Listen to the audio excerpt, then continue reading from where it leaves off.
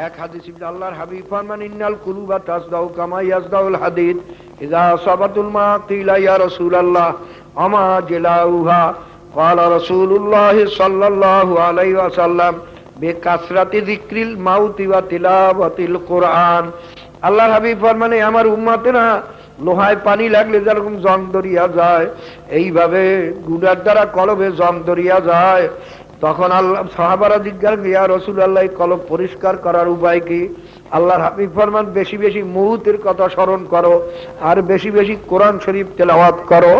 বাবারে কোরআন শরীফ তেলাওয়াত তো বাবা থানবী রাহমাতুল্লাহ আলাইহি লেখেন যাদের নিসবতে বাতিনি হাসিল হয়ে গেছে তাদের জন্য কোরআন শরীফ তেলাওয়াত করাই সবচেয়ে আফজাল।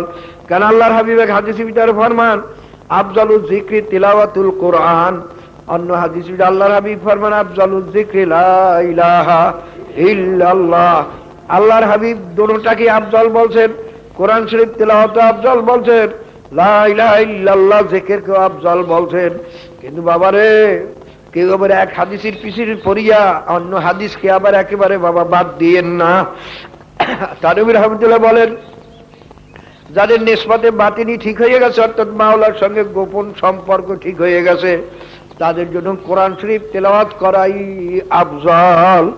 বাবারে মশলা মনে রাখো, যারা কোরআন শরীফ পড়তে জানো দৈনিক যদি কমপক্ষে 10 আয়াত কোরআন শরীফ তেলাওয়াত না করো তোমার জন্য একটা মাকরুহ তাহরিমের গুনাহ আমলনামায় লেখা হবে।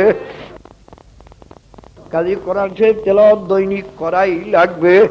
যারা জানো না চেষ্টা করতে থাকো, বুড়া হয়ে গেছো পারো না চেষ্টা করতে থাকো মউত পর্যন্ত, তবু আল্লাহর ফজলে তালবে ইলমের দপ